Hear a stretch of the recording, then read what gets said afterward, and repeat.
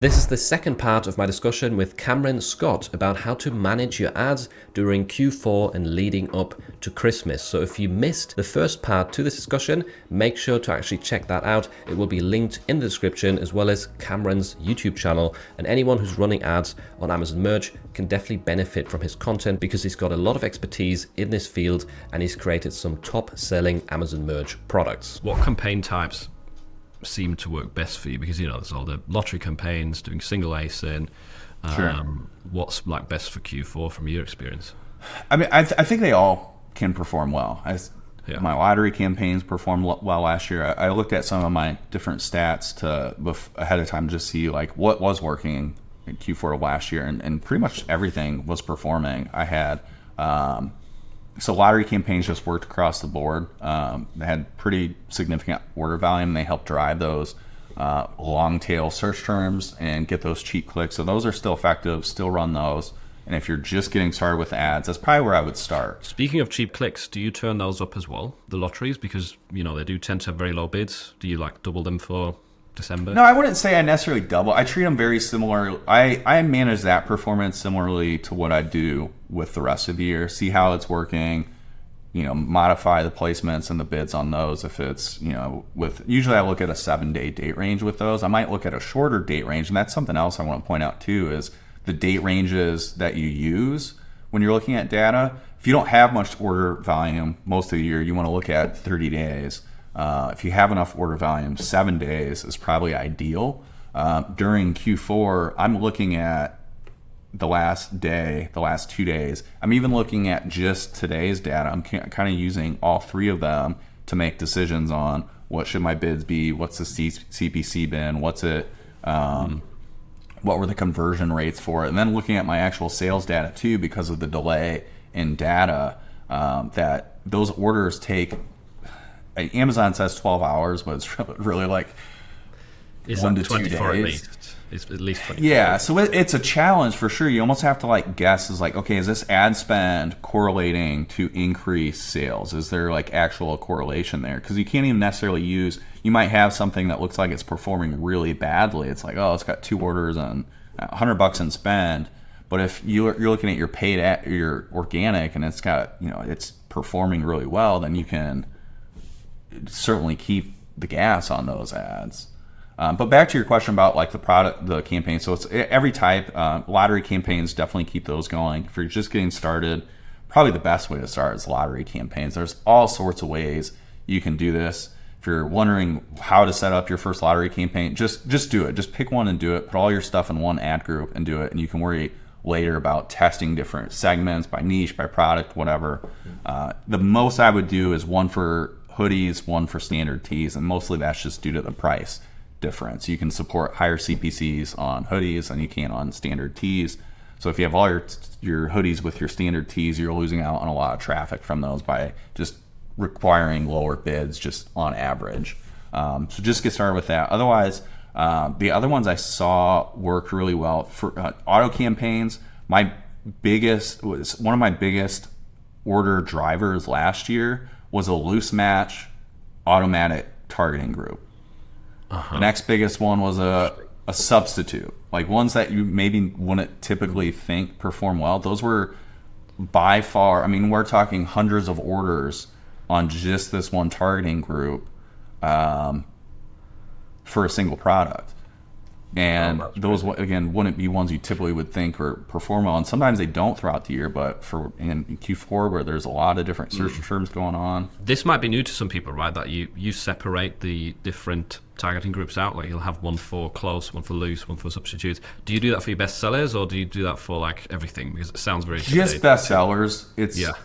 Yeah, just the best sellers. Keep it easy. I see some people take my advice. I have this complicated campaign structure. I have 10 different campaigns, and then they apply that to all their products, and that doesn't really make sense when you're not getting the data that. The more complex your campaign structure, the more data you need for that to work. If you're only getting a couple dozen orders a month, just stick to basics. Just your automatic campaign and a manual campaign with maybe a couple ad groups in it for keywords and product targets. If you want to segment those into phrase match, exact match, broad match, product, fine. But it really only makes sense to do like the all kinds of different segmenting when you have a bunch of different data. What is it really doing for you if you're getting one order every 60 days on this target? There's just nothing to work off of there. So yeah, start easy, just one automatic targeting campaign with all the targeting groups enabled. If you see one start pulling away, that's the clear best winner, or in the opposite case where there's one where it's performing really bad and bringing the others down, yeah, you can segment them at that time. But otherwise, yeah, keep it all together. Keep it simple. Like, we don't need to make advertising complicated. That's why I love lottery campaigns. I have maybe 6 or 8 that perform. I've tested a bunch of them. I've kind of settled on these. I'll probably test more, but that's what it really comes down to, is just like, hey, like, if you're asking the question, what do you think about this, or like, would this work? Just test it. Like, test it, yeah. I would say $30 at it. I would say this as well. It's also worth just starting a new lottery campaign every other month. Just try it, because I feel like sometimes you start a new one and suddenly it works really well, whereas your old one you were constantly optimizing and it just wasn't really doing much.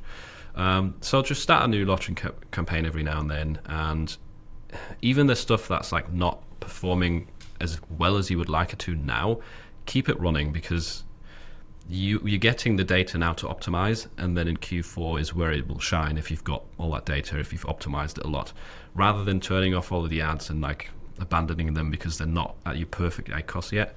Just leave them there. They're going to work better for Q4 rather than just starting a new campaign in like middle of November, right? So yeah, Amazon cares about sales history more than probably anything else. They want to know what's working, and that's what they're going to put in front of customers. When someone has this like brand new product and I'm not getting any sales, I'm not showing up on the first page, it's like, why would Amazon show that product? They have no idea if it's going to sell or not. Like, this isn't a charity to give everybody a turn to see if it sells. Their job is to sell as many products as possible. If they have this other product they know sold 300 times last month on the search term, and yours that sold 0, they're going to show the one that sold 300 times. It just makes sense. I want to just go back to the campaign stuff. We kind of got away from it there. So like, yeah, your automatic campaigns, I wouldn't discount any type of targeting group. The other one I saw a lot of success from is competitor targeting. I shouldn't even say competitor targeting, but just product targeting, because the ones that I saw worked the best weren't even my competitors in the traditional sense where it's like another t-shirt. They're competitors in that they're different types of products, like gifts for dad. Like, my shirt shows up for that. So does, I don't know, different massagers and coffee cups and whatever, all these crazy products for dad. Like, those are my competitors. And I saw a lot of order volume being driven from targeting those other products that are ranking for these top search terms. I call this kind of campaign type a stack campaign, where it's search term ASIN targeting. So I'm going to take a specific search term, ideally one you're probably ranking for already, so that your product is relevant to that search term. And then just creating a manual product targeting campaign, targeting those top ranking ASINs on that search term. So I'll take the top 20, 30 products on gifts for dad and create a manual campaign targeting all of those. And those can perform really well. And product targets tend to have a lower cost per click than your keyword targets. Yeah, that's super interesting. I've tried this as well before. I don't think I did during last Q4, but products that are not t-shirts that people might be buying if they're interested in your niche. So another example might be if you're selling dog t-shirts for a specific breed, right? You could look at what's ranking high there, is it different dog foods or toys or whatnot. And if your t-shirt shows up for those around Christmas time, it's probably a good way to get extra sales, because that's the sort of thing people look for, like a cheap and easy gift. And because those CPCs are lower, so your dog food is probably a really expensive search term to compete on, to target dog food and show up on the top results. But the products that are ranking for it already, it's probably a lot cheaper to show up on their product page. So you're kind of in a roundabout way targeting that search term with a product. And I think there's arguments whether like product targets get weighted towards your ranking on search terms. I think they do. If Amazon has this data, so if someone searches dog food, clicks on a dog food product, clicks on your ad, you're going to get some of that juice towards that search term because Amazon kind of saw that path and where they have the data on where the customer came from. So I think it does. No one knows for sure. We're all kind of just guessing. No one to just test that kind of stuff with and have the data on it to say conclusively would be near impossible. But I think it does. But it's in a way you can compete for that search term much cheaper by targeting the products showing up for that search term already. So it's an interesting strategy if you haven't considered that before. Yeah, because you know those products are getting a lot of traffic, right? So might as well benefit by placing it on the product page. Yeah. So yeah, that's definitely a good one that I forgot about. That's worth trying. I got one more. More to talk about. And I think for me, it was my biggest surprise last year. Was phrase match, and I haven't done up until that point. I hadn't really done tons of phrase match. I tested some. I would do more broads because I figure like a broad match is going to cover any phrase match that it's just broader. And then I have exact match, so I'm kind of covering all my bases there. Yeah. My best performing keyword or target, so all my campaigns was a phrase match keyword. And I had some others that were performing, but that single phrase match outperformed my next 5 best keywords combined, which were all exact match. And was that found through like an auto campaign, that specific phrase, or how? That phrase would have came from my campaign structure of my manual campaigns exact match, and then started testing different match types of the exact matches that work. But the source came from an automatic targeting group, in some fashion. It came from, I got the exact match from that, and then once that started performing well, I'd test different match types for it. A lot of different ways you can do this, but yeah, at the end of the day, automatic campaign was sort of the source for all of this. That's how you start every single campaign. Like every product, I should caveat this: every product that's selling well should have an automatic campaign. You don't necessarily need one for every single possible product, especially in the merch space where you have tens or hundreds of thousands of products. Use lottery campaigns. You can't even launch that many automatic campaigns, but yeah, that's where to start. If you have a bestseller or something that's selling 10, 20 units a month, get an automatic campaign for it for sure. That's the least you can do. And use that as for harvesting like what's going to work. Instead of guessing with a manual campaign what's working, use the data from an automatic campaign. Yeah, way easier, way more hands off. And this kind of relates to a question that someone asked in the Discord server as well. So if you're running like a lottery campaign, right, thousands of products, is there a point where you say, right, this is sold a few times, I'll move it to manual campaign, to a separate campaign? Do you ever do that with lotteries, or? Yeah, I do. I probably don't look at mine as well. I don't get to spend as much time on my own ads as I wish I could, but yes, they're definitely worth looking at, see what ads or ASINs are selling well, and launch some automatic campaigns for them. It's definitely an easy way to go. I don't have any like hard and fast rules. Like I do run a lot of ads based on gut feeling when it comes to that. I would say the ones to look for, ones that are selling, so like your top selling ones, launch an automatic campaign for. I don't necessarily do that with every single one. Sometimes I'll look at a product and it's super, super niche to where I'm not going to bother creating an automatic campaign for it, because that lottery campaign is probably soaking up all the impressions anyways from that. Whereas like, what's the automatic campaign really going to do on this like super hyper niche that's probably going to sell a few times every 6 months? So I'm probably not going to bother with that. If there's something that I feel has potential for increased sales, I'll definitely start an automatic campaign. The other part of that, and it's not even just the performers, like stuff that's like has a low ACoS and is performing. The other great thing with moving them into a single ASIN is if you have say something in a lottery campaign that's selling, I don't know, it's sold 5, 6, 7 times, but it's got really high ACoS.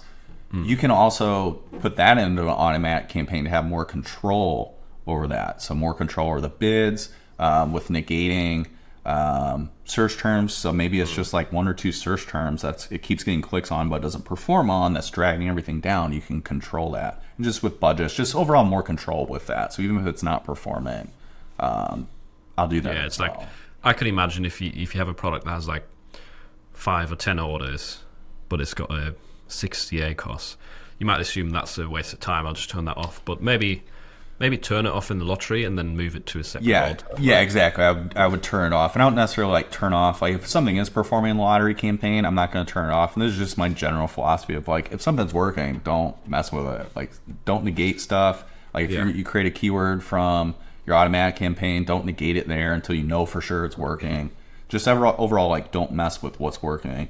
And the other thing with lottery campaigns I'd say to look for is, even if it's not performing in the lottery campaign necessarily, like if it's selling organically, that's another case to, and maybe I kind of touched on this, is create an automatic campaign. If you're starting to see it say, hey, this thing's selling 5-6 times every month, it's starting to get significant sales or consistent sales, or maybe it's just something that's like, it's getting like a handful of sales a month, but it feels like something that could perform well.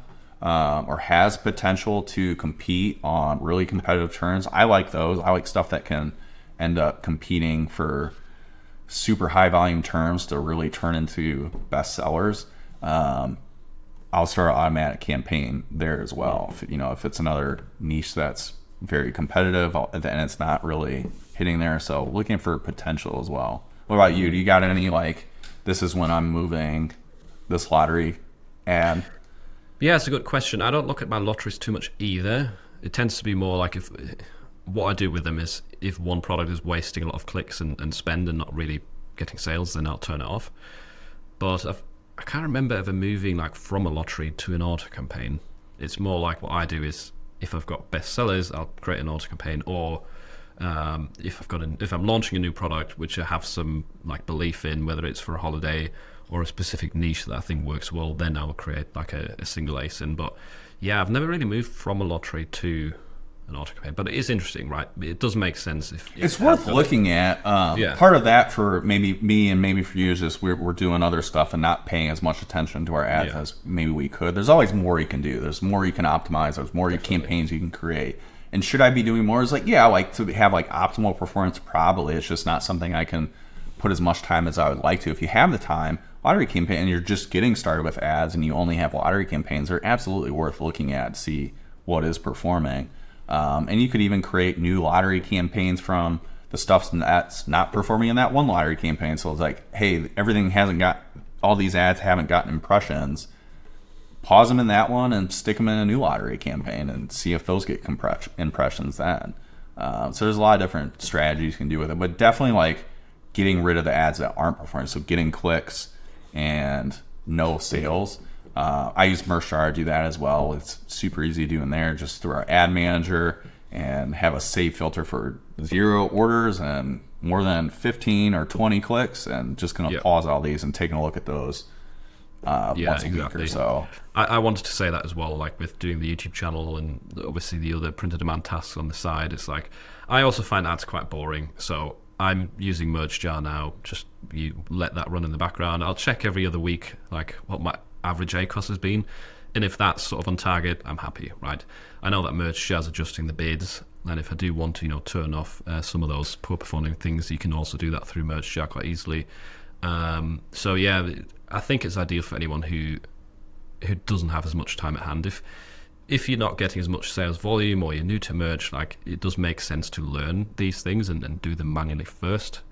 I 100% agree. Yeah. If you're brand new, getting your hands dirty, you want to know what's happening or like why something's working or why we do the things we do. And the best way to do that is just jump in and learn. If you're only going to spend $10, $20, $30 per month, doing it yourself is the way to go instead of just like leaving blindly to some tool. Otherwise, yeah, Merchjar was created to save time because there are a lot of tedious tasks to do that are difficult through Amazon's own tools. You need spreadsheets to do it, especially on the scale of merch with where you end up with thousands of campaigns. So overall, it's just we built this tool to save time on those tedious tasks, those constant bid changes, negating search terms and so forth. But yeah, so if you're tight on time and you want to be able to focus on more of the strategy, Merchjar is definitely there to help you. It is nice knowing that like in the background while we're talking, our bids are being adjusted on like a daily basis, and we don't have to really worry about doing that all manually. It kind of spoils you a bit. I know I've gone like 3-4 weeks without even like looking at my ads. I don't necessarily recommend that. Even if in an automation tool, it's still best practice going, once a week at least, just to, do some maybe manual tweaks, speed things up, kind of correct course a little bit. But yeah, definitely. I'm the same. I've got kind of lazy a bit with having merge jar and not checking it much of the shit. How I describe. I'm like a lazy advertiser. I don't like. I like advertising, but I don't like to do all the like tedious stuff. So it's like anything that I can automate 100%, or anything I can make easier. Yeah, I'm like that as well with most things. It's like same with uploading designs. If I can automate it somehow, I usually try and do it. But yeah, is there anything else we need to cover? Like, in your opinion, anything that we missed? I think we've done pretty well. Was there anything last year? So last year was your first year. Yeah. And this is your second. Was there anything that surprised you last year, or any learnings you're going to take into this year or do differently? Well, one thing that definitely stands out and that I remember is that hoodie campaign doing really well, like a hoodie lottery campaign. So that's why I'm going to ram that up again ahead of time. And I think I was just surprised at the performance, how well it was doing, how much the ads were actually helping with sales, and how much easier it was to get like a decent ACOS, surprisingly, right? You would expect if the bids are going up, you're going to struggle. But if you're not, like, and I know you go for like a 40% ACOS. I kind of push the limits. And I know like some people are shocked when they see my ACOS numbers, because I am really aggressive. I enjoy that. I kind of push the limits as much as possible. If you're not doing that, you don't want to do that, you're more risk averse, you can definitely get probably a better ACOS than you can most of the year just by being a little more conservative with your bids, just due to that increased conversion rate. Like I said, it's by the peak sales day, I was seeing, I looked at on the 16th of last year, my best sales day, I had a conversion rate of 25% on my ads. So 1 out of 4 people that clicked on an ad bought the product that was being displayed. I mean, it was crazy. Where typically like a good conversion rate would be considered 10%. 8 to 10% can be a solid conversion rate. That is really high. Merch. Yeah. So to see something like that, and it's one of those things that slowly increases, and I think it's just desperate people looking for like the first thing that can get delivered by Christmas, perhaps. But I think you're right. What I'll definitely say to people is like, you're in for a treat if you're new to it, because you might feel like you're struggling now with the ads, optimizing them, or like they're not really making much of a difference. But it's we're still ahead of the best time of the year, so. This is our Super Bowl, and I think it's very exciting if this is your first one. I think it can be, I don't want to hype it up too much, but it can be bigger than your wildest imaginations. Like, there's so much money flowing through Amazon. If you haven't gotten to that point where you have like these bestsellers to see like a taste of it, it's bigger than you think. What I always try to remind people of is like, because of Q4, because you're picking up so many sales on like new random products, it typically bumps up your average sales for the next year, right? So if now you're making like 10 sales a month, after Q4, you might be making 20 sales a month just by nature of. I'm really glad you brought this up, because that's something we didn't talk about was how Q4 affects the rest of your sales. Is by taking advantage of Q4, the more sales, you get more reviews, which leads into next year.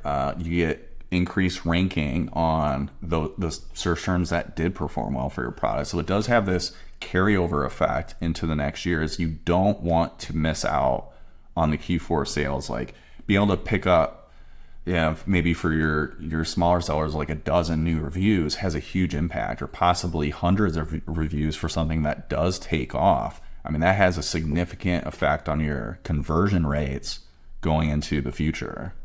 And that should also comfort people who might not experience like a great ACOS, and who might be, they're not really profitable. See it as an investment into the next year. If you've, lost $100 or $200 on your ads because your ACOS was too high, you've probably gotten a lot of extra sales, which will help you out in the long run, like next year with passive income. So, I think Q4. Yeah, especially if this is your first Q4. Like, this is a long-term gain. I mean, in my opinion, it takes 3 years plus to really reach any sort of product maturity. I mean, by the time you get reviews, like if you only have a couple dozen reviews, like your product's just getting started. Like, the fun doesn't really happen until probably 100 reviews plus, or like that's what I've seen when you have a chance to start like taking off or to ranking. Before that, your product, if it is like a competitive niche, just isn't going to compete. Like it's just not going to have a chance. And you probably do the same thing if you're shopping on Amazon. You see something with 5 reviews. Yeah. You are far less likely to buy that than something that's got 500 reviews. It's just human nature. We all do it. So part of that is the investment in those sales and get more ratings. And yeah, just that, keep building that snowball effect. It's a years-long process. It can compound for sure. Yeah, only like 2 months until Black Friday. Excited. It's about 2 months, but yeah. Do you have any like specific goals for this Q4? Royalties or I don't know, like number of reviews? I was really, really close to 10k royalties in December last year, so crack that and I'll be happy. Basically, just do better than last year. I feel like that's always the goal. Making progress, comparing, like if you're comparing your own stats to your previous year's stats, I think that's the goal. I don't really worry too much about hitting this specific target because I feel like it loses the point. Try and focus more on like the process of what you're doing and staying consistent rather than this magic goal, which isn't really going to make you happy. I feel like as long as you're progressing, you're doing things right. Better than last year is great. That's my goal. Yeah. I'd say that's like if I do it as well as last year, I will be more than happy. Yeah. How's it looking? Last year was How's my the projection looking? It's looking pretty good. I probably should dive into and see kind of where we're at year over year this time. I think it's pretty comparable. So it's looking promising for a Q4. It's just one of those things you don't really know until you get into it, especially with, I have a lot invested in just this one single bestseller. So I think there's a lot of volatility that can come with that. So if I don't perform and hit the, compete on these top search terms, that can drastically affect my sales probably more than someone that just kind of has an even keel across all their products. So this is another reason I am super aggressive. But at least like meeting last year's sales, I'll be happy. Last year was my best Q4. Best month ever was in December. So beating that, I'd like to hit a $10,000 sales day this December. That's my goal. I thought I was going to hit last year and then things dropped off like the day I thought I was going to get it on the 17th. If the way it was trending, if the shipping dates continued, I think I would have, but I didn't. So I was a little disappointed I didn't get that milestone. And it's just like, it's kind of a made up milestone. It doesn't really mean anything, but I would love to see that this year and just exceed last year's royalties. That's a good target, a good goal for sure. But it's so exciting, right? If you're watching your sales throughout the year, you're like, it's looking better than last year. Like, what's Q4 going to mean? Because you do get surprised sometimes at like the increase year over year. So that's nice. I'm guessing your last year was like massive compared to before, or in it. Like, I'd have to look at I don't even remember what. I kind of have a short term memory with some of this stuff. It's kind of like I don't care what I did 2 years ago, 3 years ago. That's what I remember like the first. My first December was maybe $6,000 in royalties. Oh wow! Maybe When was that? 2017 or? 2018, I think, was my first Christmas, and I had ads running. I was one of the early adopters, you could say, and I think I'd hit around maybe 6,000. I'd have to double check, but now I'm hitting days that are more than that. So, and maybe this is like could be some inspiration for people that are just getting started. Like, I don't see these kind of numbers. I didn't either in my first year. These massive royalty numbers. It takes time to build those, and part of it is that I kind of found myself a best-selling product, which part luck, part like opportunity, and just being prepared for it and running ads. But I've kind of gone through a few different bestsellers too. This wasn't my first bestseller. I had probably half a dozen other ones that I thought were going to be my bestseller, and then they kind of fizzle out. And this one's been pretty consistent. There could be a day where that ends at some point. There's this product life cycle that happens with every product. Yeah, that's true. They can drop off in sales eventually, but you'll have new designs that increase at the same time, so can even out. But one thing you said there I think is really important to note is like your monthly sales back then can be your daily sales now, and that's been my experience as well with so many different things. It's like if you're starting out and you're getting like 1 or 2 sales a day, next year it might be 10 or 20 sales a day. Like this can all very quickly shift, and sort of what your monthly sales are can become the norm for your daily sales. So yeah, you just have to keep putting in the effort. It's kind of like making those. And it's hard to see like maybe month over month. Like, is the effort I'm putting in worth it? Because you're not going to see that effort. It has such a delayed gratification to it, where it's on a year's timeline. I launched this product. I'm not going to be profitable on it for 2 years. Like you need to have that kind of timeline outlook, and just putting in the work week in, week out, and you'd see those really small incremental improvements. Like Atomic Habits is a book by James Clear. Yeah. You're familiar with it, where he talks about making 1% improvements every day, where it's like, that doesn't sound like much, but over the course of a year, that 1% improvement every day is just compounds. It's kind of like that compounding factor. So it makes a massive difference. So keep at it. If you're just getting started, just keep learning and putting new products up. Advertising, for sure. I think advertising is sort of a necessity. It's just part of the territory with Amazon if you're going to see real long-term success. But otherwise, just keep at it. Yeah, for sure. I think that's a good note to end on, sort of a motivational mindset note. Stick at it. We're in for a nice time. It's starting to ramp up soon. Give it another month and your sales will be going up slowly if you're in evergreen niches. And I hope this video helped clear up some questions that people had around ads in Q4.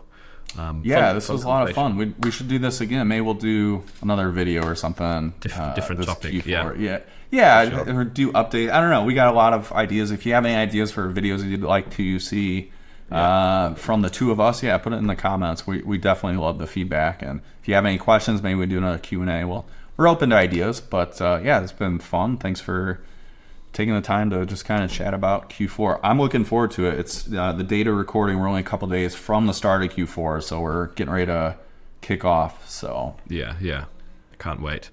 Thanks a lot for all the insight. You've got a lot more experience than me, so I learned a lot of new stuff as well. Cool. Let's repeat this another time. Different topic. All right. Thanks, everybody, for joining us, and we'll see you next time. If you want to learn more about Amazon ads and how to effectively run your ad campaigns to increase merch sales, then make sure to check out this video next, where I interviewed Cameron and we went in depth on strategy, optimizing campaigns, and viewer questions as well.